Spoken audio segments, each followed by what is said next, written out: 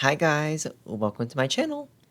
So recently in quotes, I had to clean out some storage units with my mother and they were like filled with all kinds of stuff from the past several decades, like all over the timeline. Stuff from when my mother was a child to when I was a child. Wild. Anyway, while going through those storage units, I came across lots of stuff from my old elementary school, like projects, progress reports, school books, etc. And I came across a bunch of storybooks that I like vaguely remember us reading sometimes, and I got inspired to do this video. Now, the reason I got inspired to do this video is because I went to a Christian school for elementary, or primary school as it's called in other places, and we had the Abeka curriculum, which I've heard in recent years is very culty and loves to prioritize instilling religion in students over proper education, which honestly fits very in line with many Christians and Christian schools. I mean, the elementary school I went to was built on the site of a mega church, and we had to like take time away from class to attend a church service like once every 3 months or so. So I wouldn't be surprised if like the Abeka curriculum was more focused on indoctrinating children into Christianity than teaching them things actually. So, I just want to know how well these little stories hold up all these years later and whether they're good or not, and also whether they feel culty or not. First things first, though, I feel it's important to establish this right off the bat before we get started because this video is very much about religion and all that stuff. So, am I religious these days? No. I truly don't think I've been a Christian since middle school after I left that old private Christian academy and started online school. I'd consider myself agnostic these days, which basically means I fall in the middle of the is God real debate. Like, I can go either way. If they're real, cool, not surprising. If they aren't real, also cool, also not surprising. Like, I don't really care much. Religion isn't really a big deal for me personally anymore. But yeah, I felt like it was important to let y'all know that, like what my personal religious beliefs are, or lack thereof, since we are reading religious kids' books in this video, so y'all kind of know how I'm approaching this, like what side of the religious bias spectrum I'm approaching this off of. With all that being said, let's start reading. And if you enjoy this video, then please consider liking and subscribing. Thank you! The first book we'll be discussing is called Silver Sails from Second Grade. This is a collection of short stories that are supposed to have like a moral Christian lesson at the end of them all. The story ideas range from stories about random kids and animals to historical figures like George Washington and Christopher Columbus, to a story with like Jesus as the lead, to a bit of pop culture like Wizard of Oz. This took me 2 hours to finish. Yes, I read slowly. And it's just kind of what you would expect, honestly. Simple stories with religious morals that aren't very good. I noticed most of the stories had male protagonist and very few stories had female protagonist. Which, are we surprised that the Christian book is displaying sexism? No, we're not, unfortunately. What I'll also say about this is the women-led stories had more active and interesting lead characters than the man-led stories. For example, there was this one story about this lady who excelled in school and became a teacher for years, then decided to become a nurse in the Civil War and excelled at healing people, then decided to go over to Europe and join the Red Cross, healing people in wars, then decided to come back to the US and lead the effort in getting an American branch of the Red Cross going, and that was that. Now, compare all that to this other story about a guy who runs off into the forest one day and becomes besties with a lion, then just sits on his ass for weeks on end while the lion goes out and gets him food and water. Then they're both captured and made to fight in like a gladiator ring, but the lion doesn't want to fight the guy, so everyone decides to just like let them both go because the lion is cute and cuddly with the man. Like see the difference in one character actively making choices while the other just like lets things happen to him for the most part. Anyway, the writing quality varies from story to story. Some stories I thought had very clunky word choice and sentence structure where I had to read some things twice to understand what the author was trying to say. While other stories were fine, competent, and easy to understand, which is exactly what you want in a second grade storybook from a school, at least from a technical level. I could tell that the Abeka editor's favorite story was the one being like a mini biography about Christopher Columbus. Not just cuz it kept saying over and over again how great and wise and brave and amazing this colonizing trash bitch was, when even the story about Jesus himself didn't do as much ass kissing. Like, come on now. But also, most of the other stories were about like 5 to 7 pages long, while the Columbus story just kept going on and on and on. So I just found that interesting. Like you could definitely tell which one was the favorite from the editors in this book. Yeah.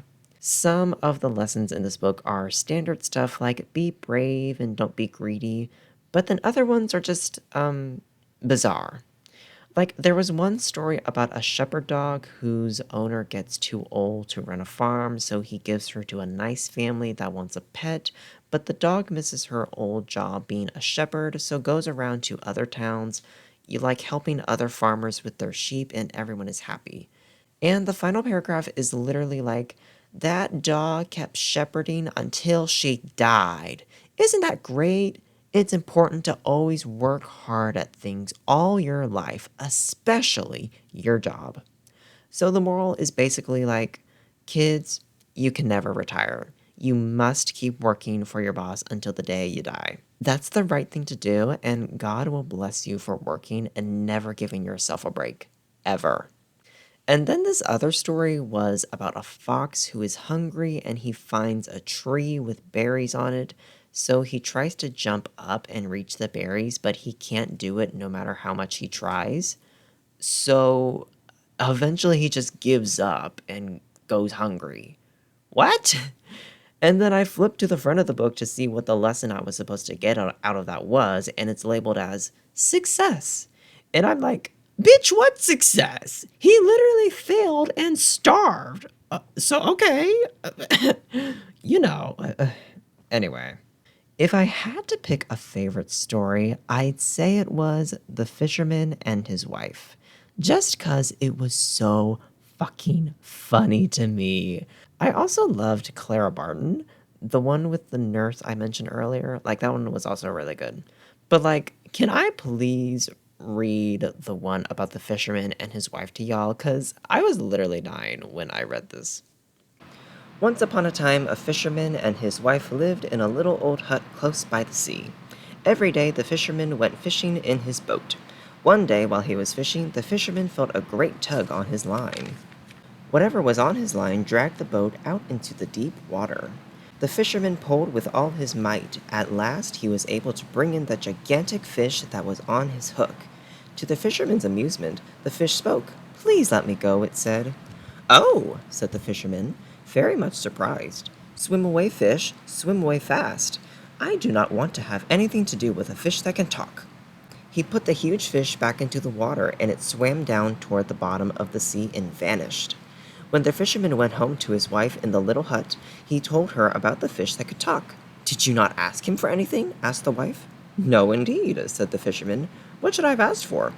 "It would be fine," said the wife, "if we had a dainty little cottage instead of this dingy hut. Do go back to ask the fish and give us a dainty little cottage." The fisherman did not like to go, but he went back to the seashore.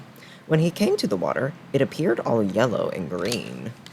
He stood at the water's edge, and looking down, said, "O fish of the sea, come listen to me. My wife Isabel will have her own will, and hath sent me to beg a boon of thee."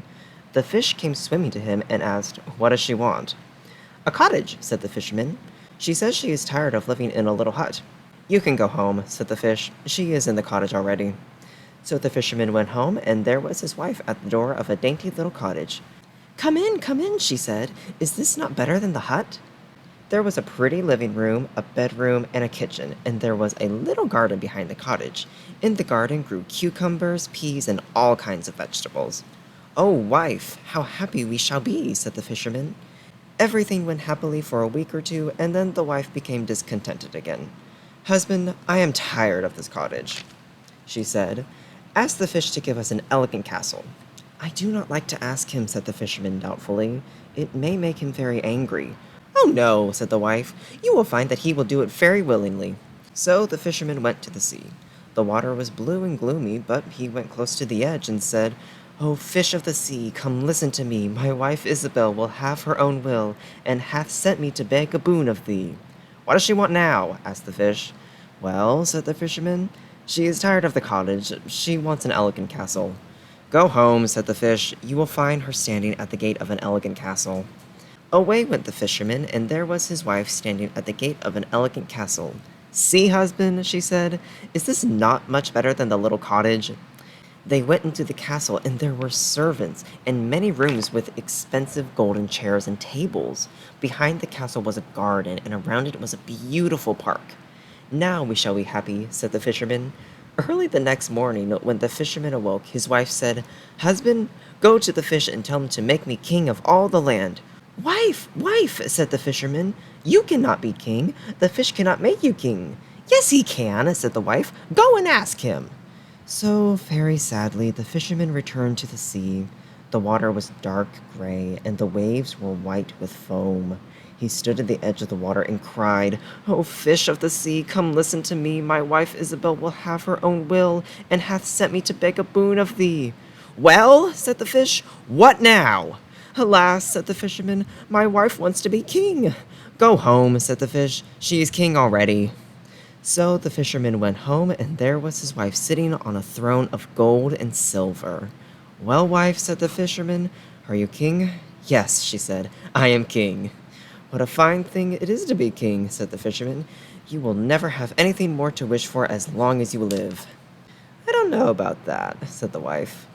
The next day, Dame Isabel had grown tired of being king, so she said to the fisherman, "Husband, go to the fish and tell him to make me the lord of the sun and the moon." "Wife, wife," said the fisherman, "the fish cannot make you the lord of the sun and the moon." But Dame Isabel grew very angry, and at last the fisherman went. When he came to the sea, the wind was blowing, the waves were raging, and the fisherman grew afraid. Nevertheless, he went down to the water's edge and said, "O fish of the sea, come listen to me. My wife Isabel will have her own will, and hath sent me to beg a boon of thee." "What is it now?" asked the fish. "My wife wants to be lord of the sun and the moon," said the fisherman. "Go home," said the fish, "to your little old hut again." And there they have lived to this day. The end. Anyway, that was Silver Sails. Overall, it felt like an unfocused mixed bag of stories because it couldn't really decide what type of stories it wanted to tell. Because, like, some were about kids, some were about adults, some were about animals, some had an obvious moral lesson, while others seemingly had no moral lesson. Some were about real people, while others were about fictional people. And then some of the lessons themselves contradicted each other.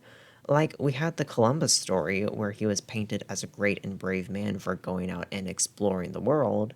But then we had another story about these peas where one pea was just like, "I'll accept whatever comes my way in life and not want any more than that. Like, I'm not going to explore. I'm not going to do any of that. Like, whatever happens to me happens."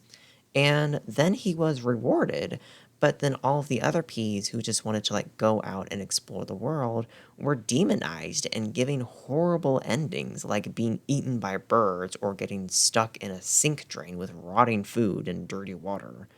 Like, what? Uh, yeah. Anyway, let's move on to the second book for this video. The next book I read was Growing Up Where Jesus Lived. This is basically... Actually, I don't know what the purpose of this book was.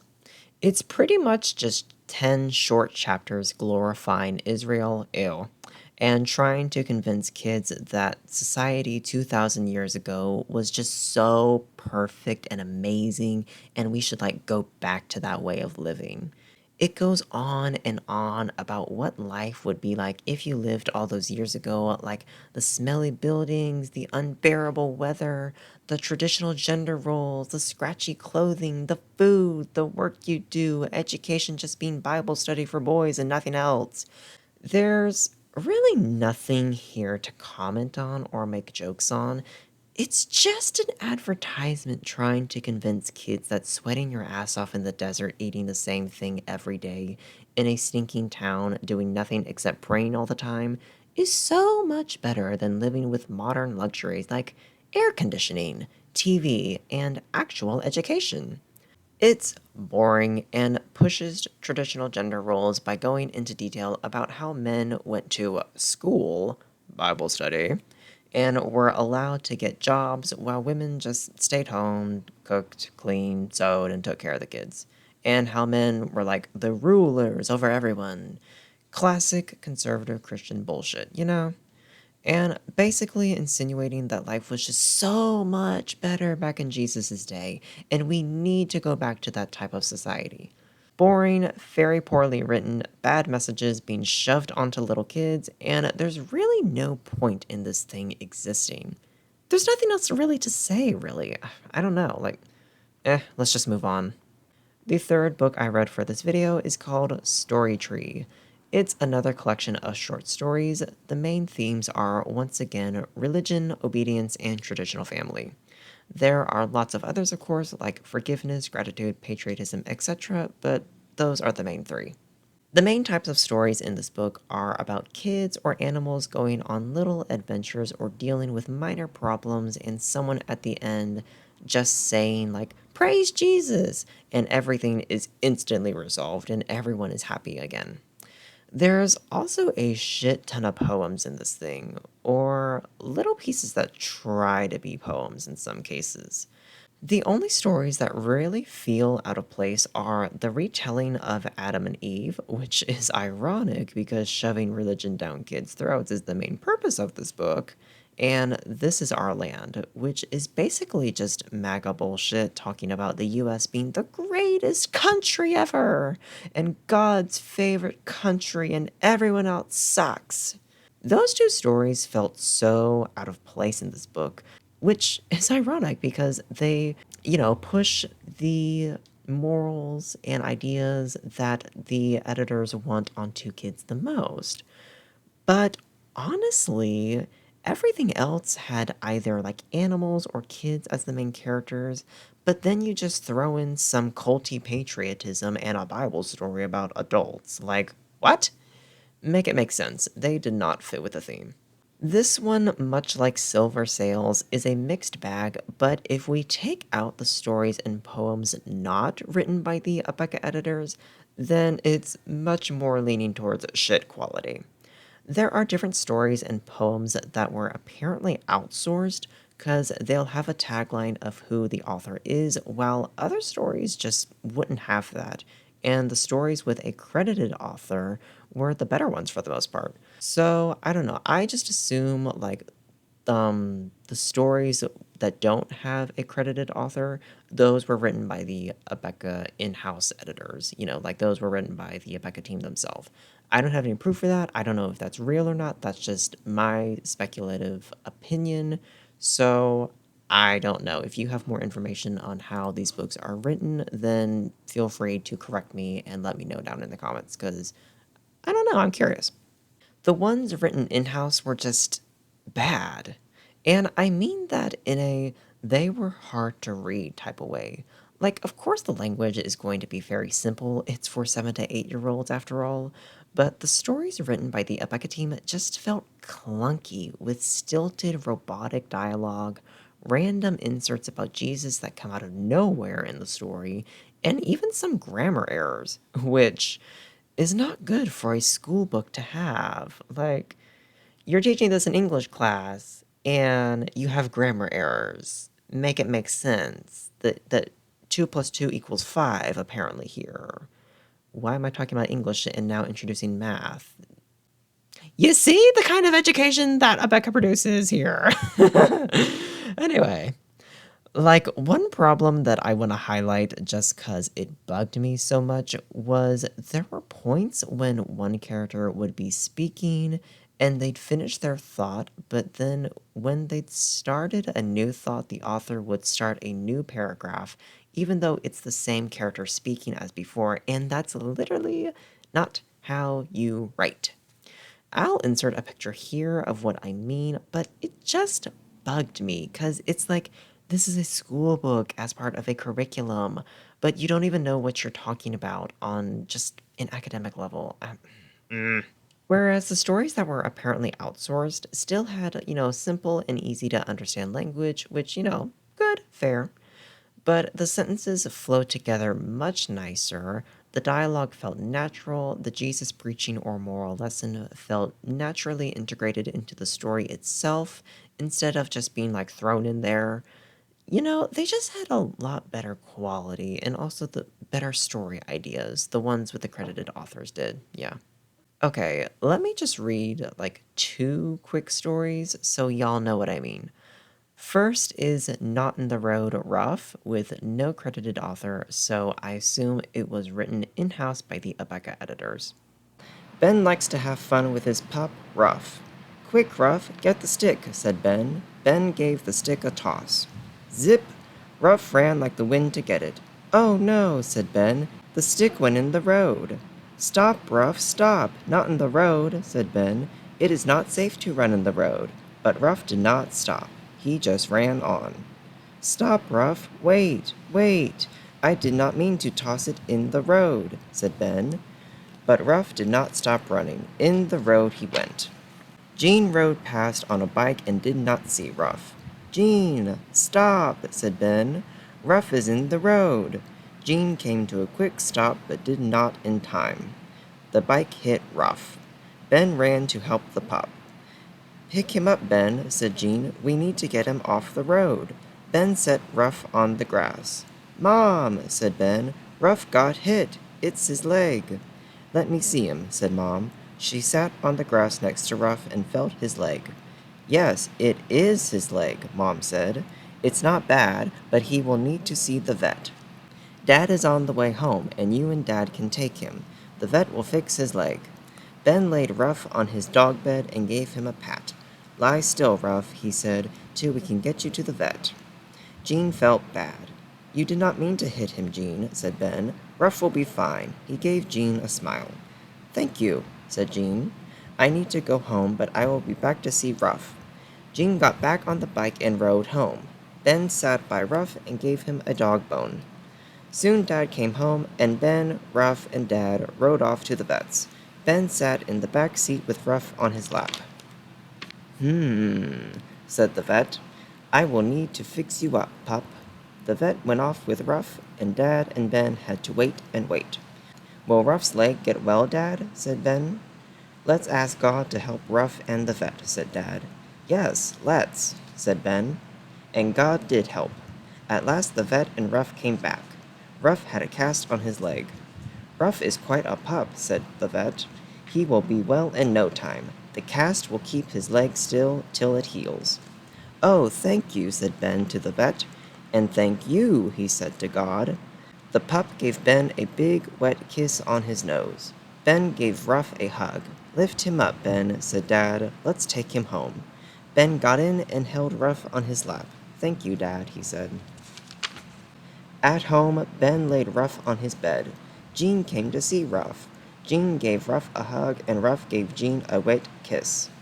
The vet said his leg will heal just fine, said Ben. Oh, thank you, God, said Jean. The end. And now compare that to another story called The Cat and the Fox, which is credited to Aesop. One fine day, a cat met a fox on the road to the mill. Hello, said the cat. What kind of beast are you? Why, I am a fox, said the fox with a flick of his fine red tail. Anyone can tell that. And I can do lots of tricks, can you? I do not do tricks, said the cat, but I do have a good plan. I just may need my plan today. What is your plan? Asked the fox. If I see a dog, I will jump in a tree, said the cat. The fox made fun of the cat and her plan. "That is not the way," he said. "I can do lots of tricks. I can jump up just like that and snap at a grape. I can sneak up on a duck and make it quack and run away. I can steal eggs from a hen's nest. Oh, I can do lots of good tricks. No one is as wise as I." Just then, two big dogs came running up to the fox and the cat. With one quick leap, the cat was up in the tree. She was safe because dogs cannot get up in trees. The fox did one of his tricks, but it did not help. He did two tricks, he did three tricks, and gave up. He ran into the weeds, but it was too late. The dogs ran fast and got him. "Just one good plan is better than lots of tricks," said the cat as she sat safe in her tree. The end. If I had to pick a favorite story, it would either have to be Just a Plain White Box, a story about two kids making a present for their sick friend out of a plain white box, or The Goats Ate in the Turnips, a Swedish folktale about a boy and various animals trying to stop some goats from destroying a turnip garden, but none of them can until a tiny little bee is able to scare them away and save the day. Those two were just cute and had pretty decent writing, which is surprising for Plain White Box because it was an Abeka editor story since it had no outside credit. My least favorite, though, would hands down have to be both This Is Our Land, the one about the USA being God's favorite country, and The Stone in the Road. I'm not a maggot patriot, so obviously I hated the False History USA one, but I want to discuss The Stone in the Road for a second before we move on to the next book. This short story is about a rich man who is tired of seeing the poors be lazy and greedy, so he throws a boulder into the street that everyone uses to go back and forth from work. Like it's this huge intersection that people frequent to go back and forth to work, and he just throws a rock in the middle of the road to block people and, hold them up for funsies. Anyway, so everyone just avoids the boulder as they're going to work until a little boy coming from his job at the mill moves the rock out of the way, and underneath it is a big pile of gold. The moral is supposed to be that you'll be rewarded for hard work. But, if you're not delusional about our capitalistic society, you know that's bullshit. My main problem with it, though, is just the blatant classism. The very rich man calling the poor people lazy and greedy for simply not being rich is just such tired conservative bullshit, and I hated it. And him creating this whole situation with the rock in the road and everything just for his own entertainment so he can spit on the poors that don't want to move a fucking rock and just decide to go around it. But oh, the one good poor that takes time to move it shall be rewarded by becoming rich. Ew, just get a fucking life. What the hell? And the working class people are also demonized for getting reasonably mad at the huge rock delaying them from getting to work on time and not taking the time to move it because, yeah, they literally just want to get to work so they can get a paycheck to survive. Hello? And then everything about the boy just gave me the ick. Why does a child have a full-time job? Why is he being made to struggle and heave a big boulder out of the road himself while the rich man watches from his mansion? Bitch, this kid is doing what you wanted. Go down and help this poor child move your stupid ass rock. I hated. I just hated it. It was just capitalism propaganda. There was no good morals or lessons to be learned from that shit story. Also, one last thing. There was one story where the characters called ketchup catsup, and no. I'm sorry. No. It's such a small thing, but no. Why do I feel like this was written by someone in Wyoming or Idaho? I don't know. The Midwesterners are always up to some unserious nonsense like that. It's not that deep, but it was just a weird little thing that I wanted to bring up because who the fuck calls ketchup catsup? No. Anyway, That's Story Tree, and I think that's the last book from second grade. So now let's move on to the fourth book for this video. The fourth book I read for this video is called Footprints. This is yet again a short story collection teaching kids the same values as the other two books, such as patriotism, obedience, common sense, honesty, truthfulness, faith, faithfulness, and prayer. Yeah, they're really hammering in those things, huh? If it sounds like some of those are the same thing with a different label, that's because they are, and no, I have no idea why they labeled it strangely like that. Now, here's my thing with this book. On a more objective quality stance, I do think this is the best short story collection book so far. Like, why am I saying so far? This is the last one. Which honestly isn't saying much. However, I found it to be the least enjoyable, honestly. The other three books that I read so far, I was able to read in one sitting about over the course of like 2 hours or so. This one, I had to break into three sittings because I just couldn't take it anymore at times. Which is really saying something because you see how short this thing is? It's only on 124 pages. Like, I know I get easily distracted, but come on now, entertain me. I will say this wasn't a mixed bag like Story Tree or Silver Sails. The writing and story quality was actually consistent throughout the whole thing this time, which makes sense because all the stories except one have a credited author, from outside.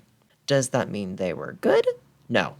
But at least they were consistent and none of them had any obvious writing errors that immediately stuck out. As for the content itself, I don't know what to tell you. You know the drill at this point. Love God, the US is the greatest country on earth, stick to traditional gender roles, the end. I was honestly looking through the stories while I was writing this section of the script, and I literally have in my note right here, there's nothing to talk about in a somewhat decent or really bad way. Oh, except for one, a lawyer's opinion. I'm not going to read you the entire thing. Maybe I'll change my mind on that. Who knows? So I'll give the basic summary. A farmer man goes into town to sell his crops, and while there, he stumbles upon this famous lawyer's office. This lawyer has a good reputation for his legal advice, or opinions, as this dumbass calls it. So the man goes in and waits to be seen. When called in to see the lawyer asks him why he's there. Like, do you want to sue someone? Do you want to write your will? You got a dead person's estate to deal with. The dumbass farmer is gagged, like, oh, no, no, no. I just came here because I heard you have great opinions and I want a random opinion. And then in his internal monologue starts thinking that the lawyer is the stupid one for not getting this. So the lawyer just like politely smiles and is like, sure, Jan.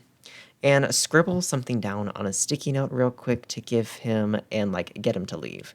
Later that night, the farmer's workers want to know if the farmer wants some newly delivered hay stored in the barn or just like left outside since it's about to start storming. His wife is just like, y'all just go home. It's late. It's about to start storming. Just leave it for tomorrow. And the farmer jumps up, waving his sticky note around, like, wait, wait, I got an opinion. This will solve everything. The sticky note says to never put off something that can be done now, so he has his workers put the hay in the barn, and the day is saved because all the other neighbors get their hay washed out by the rain while the farmer's hay stays nice and fresh overnight. The end. Ugh, stupid story. It was such a stupid story, but I wanted to touch on that one specifically because, ooh, I was getting mad. I was getting mad while reading that. That lawyer is better than me, because if some yeehaw dumbass walks into my office without an appointment and comes in at the end of the day when I'm tired and been dealing with actual clients all day long, saying like, I don't want any services, I just want an opinion. Oh, what do you want an opinion about? Oh, nothing, just an opinion. And then starts looking at me like I'm the stupid one here? Oh, hell no. get the fuck out. Get the fuck out right now. Calling up the secretary like, Geraldine, whatever my usual consultation rate is, triple it. Like, oh, you give free consultations. I don't care. Charge this man like $300. Charge this man $3,000 for wasting my time and then acting arrogant. Because, absolutely the hell not. And I think you can tell from the summary what else is freaking stupid about that story.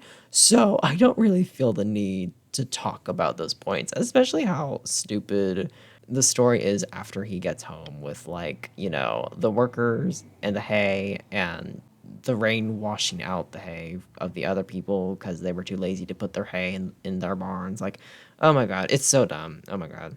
But yeah, that's Footprints. Overall, very samey as before, just with slightly better quality, despite that one story that I just ranted about. I notice now that I didn't say my favorite story, which telling. Most of the stories had pretty consistent qualities, and they all kind of left me with the same impression of like, eh, didn't really like it, didn't really hate it, but like, eh. So I don't really have a favorite from this one. But anyway, like the other three books we've read so far, it's very forgettable very quickly.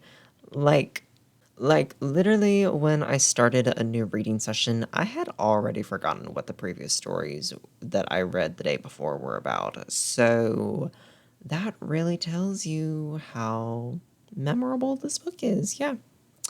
And even trying to remember what the stories were about now, a few months after I've read the book, because yes, I've been working on this for a few months. Embarrassing, but you'll know why after the next two books.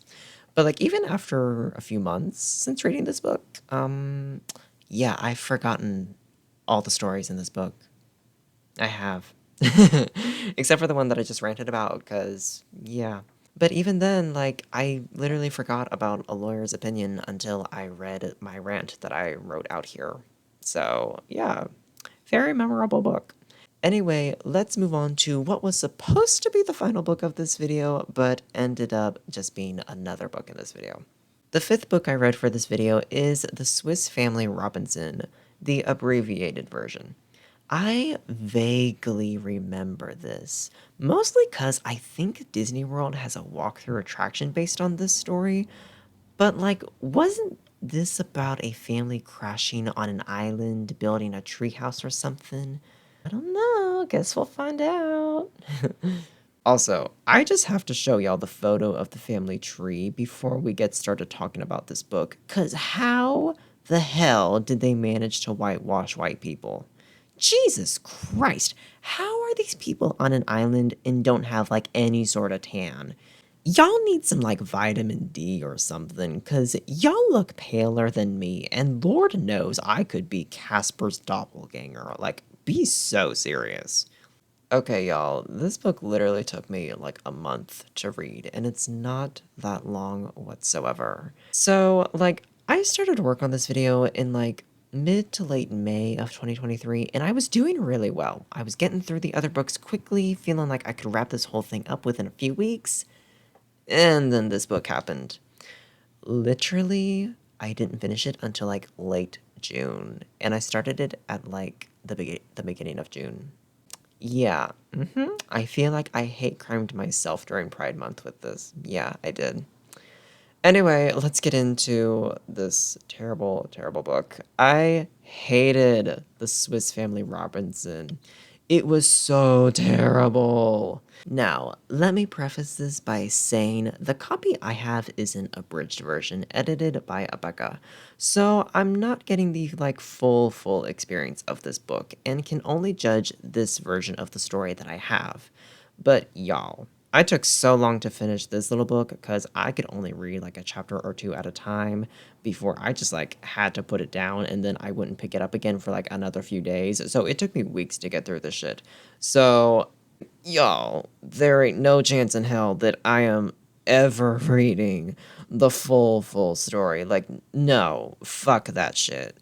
Anyway, what is the story about? A family gets shipwrecked at sea and has to learn how to survive on this island for the next several years before they are rescued. That's it. Simple premise, easy to understand. What could go wrong? A lot could go wrong, actually. Firstly, literally nothing happens in this book after they get shipwrecked. The rest of the book is just the family bumbling around the island like the idiots that they are, and either building another house or capturing or killing yet another animal for their collection. Like, I don't even know how to explain this point even further, because literally nothing happens. Next, this family is disgusting and gave me the ick.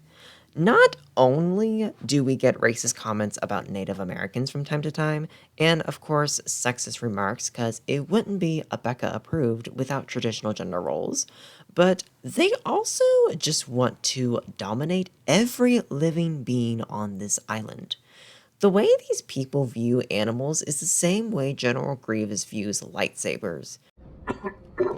Your lightsabers will make a fine addition to my collection. Like, literally every single time they spotted a new animal, they just had to catch it and throw it in a cage for some reason. Either that or they just would like straight up kill it for funsies. Like, ooh, I'm going out to the forest today. Oh my god. Yeah, mom, we have lots of meat at the camp, but oh my god, this monkey looked at me the wrong way, so it has to die. Like, and then the dad throughout the whole story is always like, oh my god, it's a lot of work keeping these animals fed and groomed. Like, like we got our work cut out for us running this farm. We're tired at the end of each day. Dumbass, you brought this on yourself. No one told you to go out and capture every fucking species on this godforsaken island. You are making your life harder for no reason. It was literally just so stupid. Like, why are you making a zoo and trying to domesticate wild animals just so you can ride them around like jungle Ubers? And I read in the Goodreads reviews of the full book that apparently the killing of animals is a lot worse and more gruesome in the original text. Like, honey, do you know how bad you gotta be for even the conservative Christians to be like, yeah, we gotta edit this out. Like, we're all for violence, but this is a little much even for us. Like, how gruesome does it get in the original book, apparently? Because even Abeka was like, nah, no, we gotta edit this down. Third, there was no character to these people whatsoever. Like, I literally had to keep flipping back to the family tree image at the front of the book to see who was who, because I could not differentiate the sons from each other. The only difference between them is the oldest son frequently goes with dad to hunt and kill animals, while the others just like stay behind and build shit with mom. Like, that's the only difference between all the sons. They literally don't do anything or have any different personalities in the slightest bit. And again, it's a book for small children, so you don't need to go in depth with their characters. Just stick to basics like one is nerdy who knows a lot about plants, one is clumsy and always messes up when they're building, etc. The mother is just the cookie cutter homemaker that always follows her husband, exactly what you expect from a conservative Christian bullshit. The dad is the only one who could even be considered one dimensional. Because the story is told from his POV, so we spend the most time with him in his head. And my gosh, that man can rot in hell. He is so fucking annoying. But, like, literally, there's nothing to the other characters. Like, they're not even one dimensional. They're just half dimensional. Like, they're a quarter dimensional. Another thing. So, towards the end of the book, in the last few chapters, this new character, Jenny, is introduced. And, what was the point of her? Like, she's introduced so late in the book. Her backstory is just lore dumped on us. She doesn't do anything in, like, the 2 chapters she's here, and is only there for, like, a chapter or two before the family gets rescued off the island. I thought her purpose was going to be like a boring, sexist mini plot about like two of the older brothers fighting over her, but even that cliche didn't happen. So, what was the point of including Jenny in the story? Also, this is just how I read things, but I personally felt like her introduction was transphobic. Not saying Jenny is trans herself, just that the way she was introduced into the story felt transphobic to me. Maybe I'm reading too much into it, but that's kind of how I felt. Because when the oldest brother first finds her, she tells him, hey, I don't want to be treated weird because I'm a girl. So can you just like tell your people that I'm a man and my name is like Edward until I can trust y'all? Like, great, thanks, bye. Like, just like keep it under wraps that I'm a girl. Like, I don't want to be treated weird because of that. Right? You feel me? Yeah, the oldest son immediately breaks that trust by spilling her secrets to his dad, but that doesn't matter, I guess. Okay. And when the rest of the family is introduced to her and see her dressed as a dude and wanting to be called a male name, they are immediately like, bitch, we ain't calling you Edward and we ain't calling you a man. We know you were born female. Now, what's your real name? Like, oh, okay, we can't even respect her simple request. Like, I see how it is. It just felt really weird and gross, in my opinion, you know? Oh, also, another thing that irritated me. So, in the later chapters of the book, the mom and dad are like, you know, we're getting older, and I really hope we get rescued soon. Because it's been like 10 years on this island. I don't want to die here. I want to get back to civilization and live out our days in peace and like in comfort and all that stuff. And they asked the boys about going back to Switzerland, and the boys are very adamant that they love the island, they never want to leave, they grew up here, it's their home, yada yada. But then, in the final chapter, when a boat does come to rescue them, everyone just like randomly switches. Suddenly, out of nowhere, the parents want to stay on this island forever and never want to leave, while the kids are chomping at the bits to get the hell off of it. What? Huh? How did that happen? Why did everyone just like randomly switch up their position on the matter? Made no sense. Absolutely no sense. You're all ridiculous. Utterly ridiculous.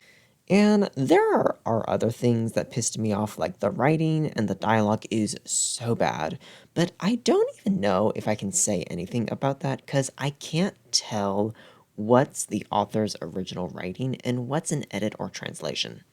And how we spent the majority of the book slowly going through the first 2 years of being on the island, going through the day to day, month to month of how they were living on this island, to suddenly jumping 8 years into the future in one sentence. Yeah, no, I'm not joking. We spend so much time, like more than half of the book, progressing time slowly, and then just randomly jump 8 years into the future right in the middle of a chapter with one sentence. And also, just how everything always seems to work out for these people. They never run out of food despite hunting and killing everything in sight. They know exactly how to do everything like build multiple houses, not huts or simple shelter, houses, like full on houses. Or make clothes out of like raw material or just whatever they want to do, they can do it. And it always goes perfectly for them the first try. Like they never fail at anything. And whatever they want, they get. Whether the island provides something that perfectly solves a solution to a minor problem, or they can just go back to the ship and get supplies from it to solve their problems. Like, there is no struggle or conflict or drama for these people. It's always just perfect the first time, in sunshine and rainbows with no family bickering all the time. That's another thing. These people never fucking argued. It was always just them being happy go lucky 24/7. Like, huh? No, that's ridiculous. Like, where's the plot? Where's the drama? Like even just from a realistic standpoint, you're not gonna tell me that these people went 10 years on this island Together. No other humans, no contact with the outside world, none of that. Just 10 years of them being together, and not once did they have an argument with each other. None. They didn't fight, nothing. It was just nice, good times, happy vibes 24/7 for 10 years. Be so serious. But I've ranted enough about this horrible and stupid book forever. Even if you took out the problematic elements, I would still never allow a child I'm in charge of to read this book just because it's so fucking bad. And I wouldn't want to rot their brain with this garbage. Like, just from a story perspective, remove all the problematic shit. Just from a story perspective itself, it's so bad. Oh my god. It's so bad. Oh my god. I hated it. Girl, girl, it's like Colin Hoover level for me. Like, we're in the trenches. We're in the bottom pit of hell. We're in the ninth ring of hell with this shit, you know? Like, that's how far down in the trenches we are, okay? Anyway, let's move on to the final book in this video. Now, y'all, I just have to say, first of all, that I originally was not planning to include this book in the video, but then I found it while rummaging through some old stuff, and I figured, why not? So now I'm going to be including Secret of the Maple Tree as the sixth and final book of this video. I have written in my notes here, hopefully this is better than Swiss Family Robinson. Like, the bar is already in hell. I don't know how much it could possibly get any worse from here. And yeah, it is the best book that we read for this video, I will say that. So, congrats to that. Okay, so this story is about a girl named Hilda and the adventure she has in her town, learning how to, like, accept big life changes and, some other Christian life lessons. Now, personally, when I started reading this, I could see the markings of an interesting story, honestly. At least for a, like, Christian kid book. Because the first few chapters are all about Hilda's dad remarrying and bringing home, like, a new stepmom and stepbrother for her and her sister. And it sets up that this will be the central conflict, and it'll be about two families learning to integrate and become one and love each other. And I was kind of here for that, because I thought that would be pretty interesting seeing this book tackle the topic of kids, like, having to get used to step-parents and step-siblings, and the big feelings that come with all that, because it's something that a lot of kids go through. But then, like, a quarter of the way through this book, that whole thing is resolved, and everyone instantly starts, like, getting along, so we just kind of follow Hilda going on random adventures in her town for, like, the rest of the book. It kind of felt like the author didn't want to put in the time or energy into truly committing to, like, what the first bit sets up, so, like, we just resolved it quickly and took the easy route for the rest of the story, you know? But I'm getting ahead of myself. What is the plot/summary of this? Okay, like I said, in the first few chapters, it's about Hilda getting a new stepfamily with a new mom and brother, and learning how to get along and accept them as part of the family. She does not want a new family. She is very happy with things just being her sister Lois, and their dad. At first, she doesn't trust the stepmom because she doesn't want a new mom, like I said, and she doesn't like John, the stepbrother, because he's like, a sexist bitch, to put it nicely. But then, when she gets smallpox from a classmate at school, the stepmom nurses Hilda back to health, and the two bond during that time, so Hilda comes to love and accept her new mother. It's also during this time that John just randomly decides to stop being a bitch, and the two instantly become like best friends. After that, the middle section of the book is mainly just adventures Hilda has with her siblings or parents, like at home, school, and community events in the town that they live in. If you're wondering why it's called Secret in the Maple Tree, that's because throughout the book, whenever Hilda is feeling distraught, mad, confused, conflicted, something of the sort, she goes to her backyard and climbs up a maple tree so she can have, like, some alone time and pray about what's bothering her. Anyway, we eventually get something that resembles an actual plot again towards the end of the book when it's winter and it's like blizzarding outside. The stepmom is pregnant and gives birth to a boy, which everyone is excited about. You'd think that would be a major thing, but it really isn't. I mean, the chapter that it happens in is mostly about Hilda trying to get the doctor or their neighbor to help with the birth and almost dying in the snow. So, the birth isn't really a big thing in the chapter that it happens in, so that kind of tells you how significant it is to the plot. And then the baby is like kind of forgotten for the most part, except for like a sentence here and there in like the final like 2 or 3 chapters. But also during the winter months, the family is trying to figure out how to make some extra money because they're relatively poor and, like, just added another mouth to feed. You should have thought about that beforehand, but whatever. The dad takes a temporary job harvesting ice that will pay well, but then immediately gets a severe back injury, so that goes out the window. The dad eventually heals, but his back is forever altered, so he can't do physical farm labor anymore, and the family has to figure out what to do next because they live on a farm, and most jobs in the town are apparently physical farm labor related, so, he can't really work in the town, it seems like. So it's decided that they'll move out west to Washington State, and the dad can get a job doing light factory work. Not sure how that's much better than farm labor, but I don't know. Okay. Hilda isn't happy at first, obviously, but then gets over it after her dad tells her, God is providing them with a new opportunity. And the final scene is Hilda on the train watching the scenery go by and getting wonderstruck at what life will bring her next after seeing a mountain for the first time.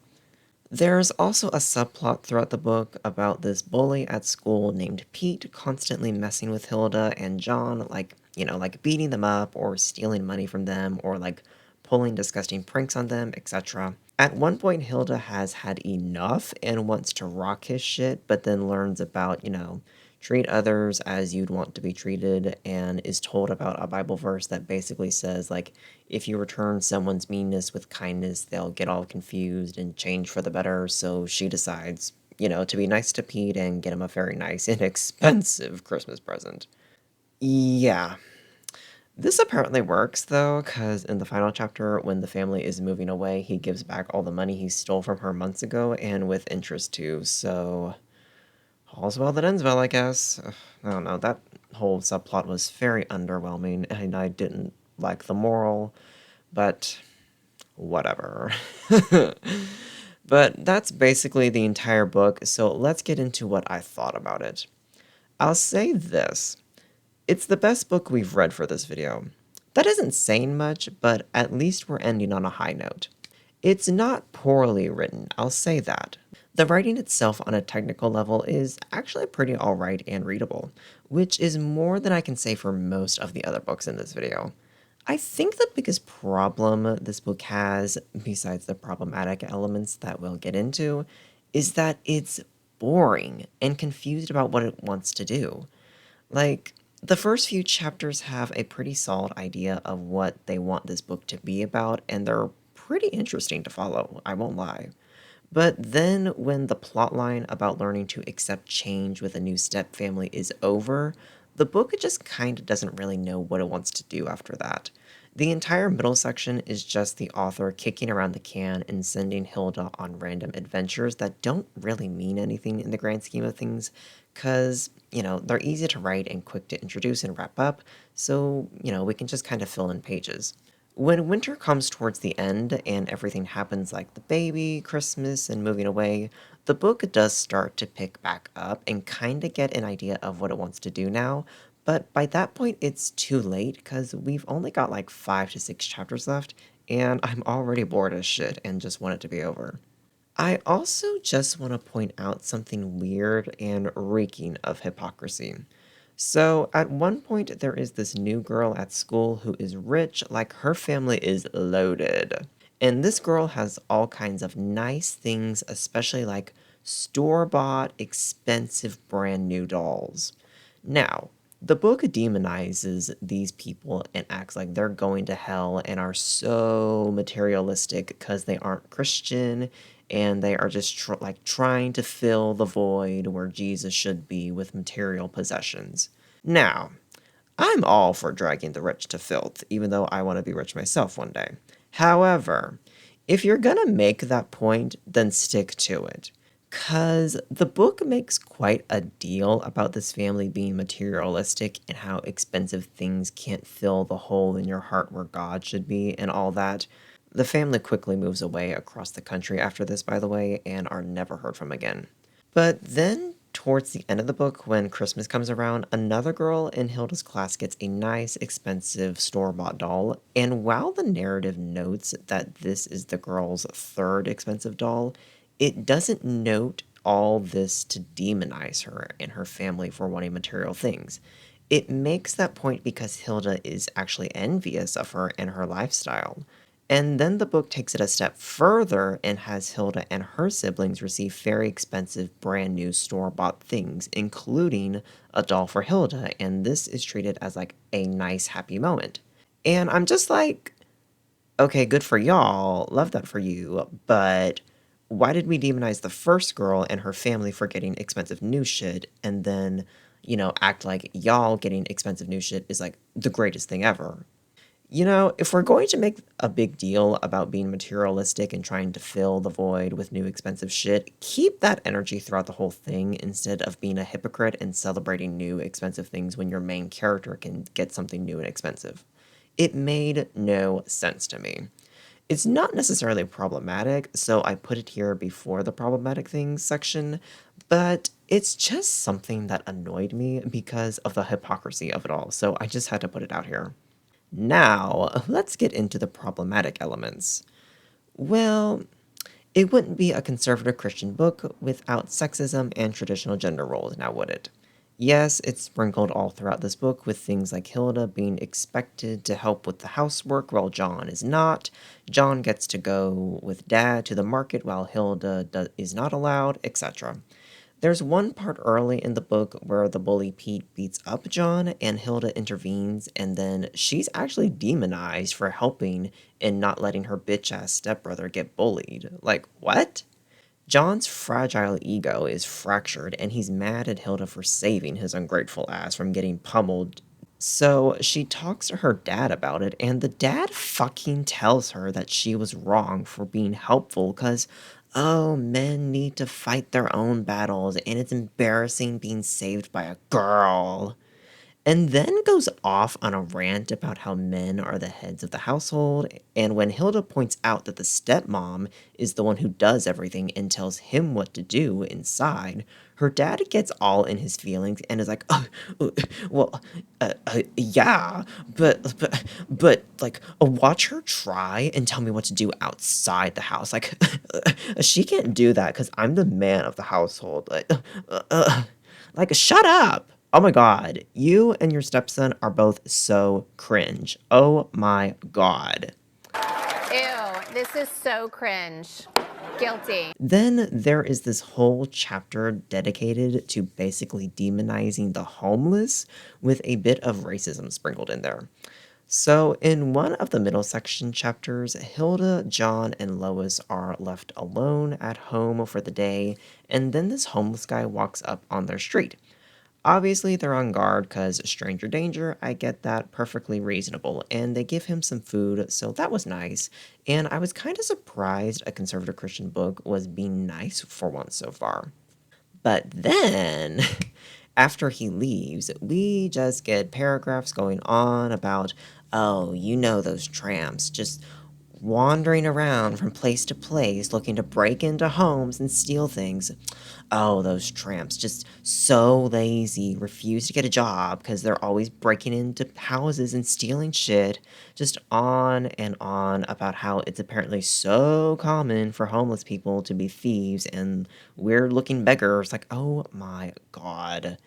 And at one point, Hilda and Lois go outside to do some chores around the farm, and they see a person in the distance waving at them, and they're like, oh my god, the tramp is coming back to rob us. Ah! Not only that, but look at him wildly waving at us. He's crazy! He's waving at us! Oh my god, he's insane!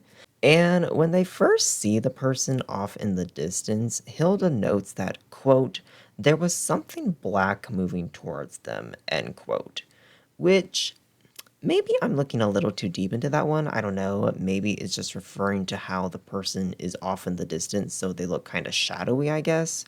But why is your first reaction to seeing a dark looking person to get scared and want to start crying and then run away? Girls! Excuse me?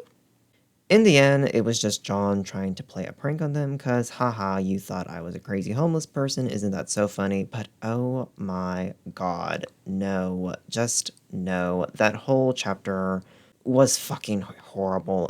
I hated that chapter for so many reasons. Oh, I almost forgot. Remember Pete the bully? Well, all the other kids in town have a mom and a dad, the picture perfect household. Pete, on the other hand, lives with his, quote, two uncles. And they don't go to church, so that's why he's an evil brat. Now, obviously, the book is implying that because Pete doesn't have a traditional household with both a mom and a dad, that's why he's a mean bully, which, Lord help me. I don't even think I have the time to explain why that is so fucking stupid and untrue, but also, I'm gonna be honest, I personally don't think the phrase two uncles is true and that Pete's caregivers are related whatsoever. I personally don't buy that. Now, low key, let's put on our tinfoil hats. Maybe I'm reading too much into this, but like, here's how I interpreted that whole thing. Personally, I think Pete's parents are just a gay couple, and the book wanted to like subtly throw in some homophobia to make the case that like gay people raise their kids to be evil bullies. I don't have any proof of that claim. That's just my opinion. That's my interpretation of the whole thing. But I personally think that Pete's parents are gay, and the only reason that the book calls them two uncles is so that it can get the homophobic point across without actually acknowledging that queer people exist. Because we all know conservative Christians want to act like we don't exist unless it's for political reasons. Let's be honest, honey. And yes, even with all of this, it's still the best book that I've read for this video. That just really tells you the type of high quality education you're getting with the Abeka program for Christian families. Kill me now. Oh my god. There's apparently two more books in this Maple Tree series, which I did not know existed until now, nor will I be reading them. They don't fit this video because I've never read them in school, and I just don't want to continue with this series, so there's that. So that's where my journey with Secret in the Maple Tree series ends. Overall, was this a fun experience reading all of these books? Yes and no. No, because these books were dreadful, and what should have taken me a week to read turned into like 3 months of reading, because I just kept putting off picking up these books again, specifically Swiss Family Tree and Secret of the Maple Tree. Those two took a month each to finish. Yeah, not proud of it, but like I just was I being lazy? Yes, but also I have less than 20 subscribers. I'm not stressing myself out with made up deadlines for these videos. You get them when you get them, honestly. Anyway, I did enjoy this experience somewhat, however, because it was kind of interesting going back and seeing like just how fucked up my elementary education was, even more than I realized, honestly. And honestly, these books kind of gave me some small ideas for my own novel that I'm starting to write for, like, how the evil religious institution will talk and refer to, like, certain things. But we're not talking about that yet. Way too soon to get into that. We're like, what, like a year or two before I want to start talking about that? Anyway, were any of these books good? No. Do I recommend any of them, especially for young children, which they're aimed at? No. Even if you're Christian, I still wouldn't recommend these because they're either poorly written, boring, or have problematic stuff in them. Or, really, a combination of all three. The big takeaway I'm getting from making this video is that the Abeka curriculum really is as bad as everyone says it is, and it really is very culty, it feels like. I'd heard people in the last few years talk about how bad it is, and low-key shouldn't even be considered an education curriculum thing. And while I did think there would be some merit to those claims, just because I remember certain things like dinosaurs being quickly glossed over in a quarter of a page, or like the Civil War being skipped entirely in fourth grade, I didn't really think much of them because I haven't been involved with that system in over 10 years. I only had this curriculum from the ages of 6 to 10. Like I can't be expected to remember and analyze what they were teaching us back then. But if these books are anything to go off of for how the core subjects are taught, like history, science, etc., then yeah, I agree with the people that say Abeka is shit. Girl, I found spelling errors, grammar errors, all kinds of shit in these books, and they're really more focused on indoctrinating kids into conservative Christianity than they are on actually teaching kids anything or giving them useful life lessons. But I'm not here to give a comprehensive breakdown of all the problems with the Abeka education. I'm sure there's tons and tons and tons of people that have already done that and done it in ways far better than I ever could. I'm just a book nerd here to complain about some bad fiction from my childhood. With all of this said and done, that's it from me. If you enjoyed this video, then please consider giving it a like and subscribing to my channel. I make videos covering the stories of books and sometimes TV shows slash movies, and occasionally video games. Tell me what you thought of any of these books in the comments. Did you read any of them in primary school? Did you attend a private Christian school that used the Abeka system at some point too? Let me know in the comments. I'll talk to you next time. Bye.